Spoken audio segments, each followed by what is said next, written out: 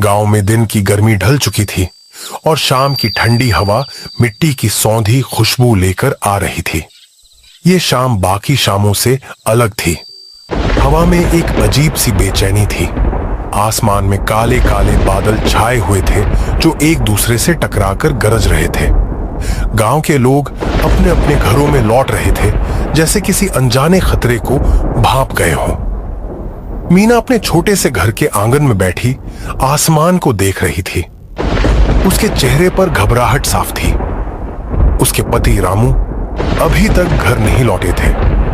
वो शहर के बाजार में लकड़ी बेचने गए थे और ऐसी तूफानी रात में उनका सफर मुश्किल हो सकता था। मीना ने घर के दरवाजे मजबूती से बंद करके बैठ गई। जैसे ही उसने दरवाजा बंद किया तभी बिजली कड़की और भयंकर बारिश शुरू हो गई। हवा इतनी तेज थी कि लगता था घर की छत उड़ जाएगी। खिड़कियों पर बारिश की बूंदें ऐसे पड़ रही थी जैसे कोई बाहर से पत्थर मार रहा हो। रानी छोटी थी और उसे बारिश की आवाज से डर लग रहा था। माँ, बापू कब आएंगे? जल्दी आएंगे मेरी रानी। लेकिन मीना के दिल में एक अजीब सा डर बैठ गया था। उसे याद आया कि गांव के बूढ़े लोग कहते थे कि ऐसी तूफानी रातों में जंगल के रास्ते पर एक भटकती हुई आत्मा निकलती है। वह आत्मा उन लोगों को ढूंढती है जो अंधेरे में अकेले होते हैं। वह उनकी आवाज की नकल करती है और उन्हें अपनी तरफ बुलाती है। रात गहरी होती जा रही थी। बारिश का शोर अब कानों को भेद रहा था। तभी दरवाजे पर किसी के खटखटाने की आवाज आई। कौन है? मीना, मैं हूं, रामू। मीना का दिल धक से रह गया। वो सोची कि कोई भूत है, लेकिन ये तो रामू था। मैं दरवाजा खोलती हूं, ये कहने के बाद वो दरवाजे की तरफ बढ़ी। लेकिन जैसे ही उसने दरवाजे खोला चाहा, रानी ने उसे पीछे से कसकर पकड़ लिया। नहीं माँ, मत खोलो, वह बापू नहीं है। मीना चौंक गई। यह तुम क्या कह रही हो? रानी ने कांपती हुई आवाज में कहा। जब वो बोल रहे थे तो उनकी आवाज बहुत अजीब थी, जैसे कुएं में से आती है।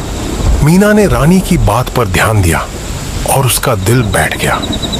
उसे याद आया कि गांव के लोग कहते थे कि उस भटकती आत्मा की आवाज में एक अजीब सी गूंज होती है जो किसी भी इंसान की आवाज की नकल करने के बावजूद नहीं छिपती। मीना दरवाजे से हटकर घर के एक कोने में अपनी बेटी के साथ दुबक कर बैठ गई। बाहर से आवाज फिर आई। मीना, क्या हुआ? दरवाजा खोलो, बहुत ठंड लग रही है। इस बार आवाज में थोड़ी तेजी थी। मीना ने चुप रहना ही बेहतर समझा। वो जानती थी कि अगर उसने दरवाजा खोला तो वे दोनों कभी जिंदा नहीं बच पाएंगे। बाहर से अब कोई आवाज नहीं आ रही थी। सन्नाटा छा गया था, सिवाय बारिश के शोर के। मीना ने सोचा कि शायद वो आत्मा चली गई है। उसने रानी को देखा जो अब सो गई थी। उसने भी आंखें बंद कर ली और भगवान से प्रार्थना करने लगी। सुबह जब उसकी आंख खुली तो बारिश थम चुकी थी। सूरज की पहली किरणें घर के अंदर आ रही थीं। मीना ने दरवाजा खोला और बाहर देखा। आंगन में कोई नहीं था। दूर से गांव के लोगों की आवाजें आ रही थीं। वह अपनी बेटी को जगाकर बाहर निकली। गांव के चौराहे पर लोग एक जगह जमा थे। मीना ने देखा कि रामू वहां खड़ा था। उसके कपड़े गीले थे और चेहरे पर एक अजीब सा भाव था। वह गांव के मुखिया को कुछ बता रहा था। रामू ने मीना को देखा और उसकी तरफ भागा। मीना, तुम ठीक हो? तुम रात में कहाँ थे? रामू ने बताया कि वो शहर से लौट रहा था। तभी तूफान शुरू हो गया।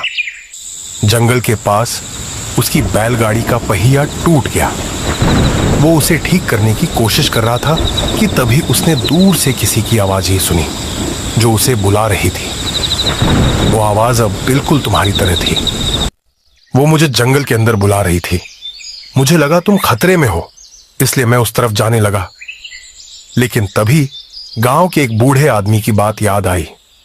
जो कहते थे कि ऐसी आवाजों के पीछे कभी नहीं जाना चाहिए। रामू ने आगे बताया कि उसने हिम्मत करके उस आवाज को अनदेखा किया और रात भर एक पेड़ के नीचे इंतजार किया। सुबह जब बारिश थमी तो वो किसी तरह पैदल गांव पहुंचा। ये सुनकर मीना और रानी ने एक दूसरे को देखा। मीना को रानी पर गर्व हुआ, जिसने अपनी सूझबूझ से उन दोनों की जान बचाई थी। उसने मन ही मन सोचा कि रामू अगर उस आवाज के पीछे चले गए होते तो क्या होता। रामू ने मीना और रानी को गले लगा लिया और वे सब घर वापस लौट गए। ये कहानी गांव में फैल गई और सभी ने रानी की समझदारी की तारीफ की। गांव के लोग उस रात के बारे में बात करते थे जब एक छोटी सी बच्ची की वजह से एक परिवार की जान बची। मीना और रामू भी इस घटना को कभी नहीं भूले। लेकिन यह कहानी यहीं खत्म नहीं होती। एक हफ्ते बाद जब गांव में सब कुछ सामान्य हो गया था, मीना और रामू अपनी बेटी के साथ गांव के पास के नदी के किनारे बैठे थे। अचानक रानी ने एक सवाल पूछा। माँ, वो आत्मा सिर्फ रात को आती है क्या? हाँ बेटी, सिर्फ रात को। तभी रानी ने एक अजीब सी मुस्कान दी और कहा, और सिर्फ बारिश में? मीना ने रानी की तरफ देखा। उसकी आंखें चमक रही थी, लेकिन उनमें बचपन की मासूमियत नहीं थी। रानी के चेहरे पर एक ऐसी मुस्कान थी जो उसे डरा रही थी। तुम यह सब क्यों पूछ रही हो? रानी हंसने लगी। उसकी हंसी की आवाज में वही अजीब सी गूंज थी जो मीना ने उस तूफानी रात को दरवाजे के बाहर सुनी थी। वो वही गूंज थी जो रामू को जंगल में सुनाई दी थी। रानी खड़ी हो गई और धीरे धीरे नदी की तरफ चलने लगी। ये कहानी यहीं खत्म नहीं होती और न ही यह रात। मैं हमेशा यहीं रहती हूँ। तुम सब बस मेरे मेहमान हो। यह सुनकर मीना और रामू डर से कांप उठे। वे समझ गए कि जिस आत्मा से वे बचे थे वो उनके घर में उनकी बेटी के शरीर में पहले ही आ चुकी थी। बारिश की वो रात अब बस एक कहानी नहीं थी, ये उनके साथ हमेशा रहने वाली एक हकीकत थी। और वो हंसी जो अब भी सुनाई दे रही थी बस एक शुरुआत थी।